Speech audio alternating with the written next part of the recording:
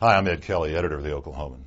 I like what Mick Cornett is doing to encourage people to lose weight, but there are a couple of programs starting up outside of Oklahoma City that I like really even better. In those read a book programs, people are being asked not to improve their physical health as much as their mental health too, in an old-fashioned way, by reading.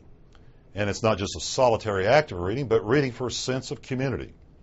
If there's a long-term benefit in Cornett's idea that fellow residents in Oklahoma City need to shed 1 million pounds this year, it's a sense of many people coming together in individual ways to meet a collective goal.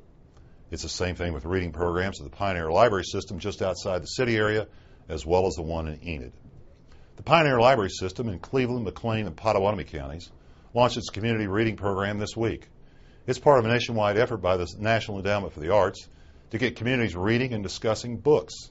The book selected by the Pioneer System is Bless Me Ultima, described by my colleague Susan Simpson as a coming-of-age story of a young boy living in a small New Mexico town after World War II. In Enid, organizers of the book program there have selected a classic by Leo Tolstoy, the great Russian novelist of the 19th century. In both places, it seems to me the main benefit is to get people not only to read good books, but then to talk about these good books. Goodness knows it's needed. The Washington Post last weekend carried an opinion piece by the author Susan Jacoby under a headline that contended we're a nation of dunces. Jacoby cited figures by that same National Endowment for the Arts that portray the slide of reading for pleasure in this country. The most startling figure to me was this, and I quote from Jacoby: more than 40% of Americans under 44 did not read a single book, fiction or nonfiction, over the course of a year.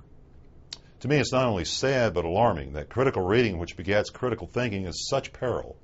That's why those book groups here in Oklahoma are so important. Even if relatively few of our fellow Okies participate in them, the emphasis placed on knowledge gained through reading, just like better health through weight loss, can't be anything but a good thing.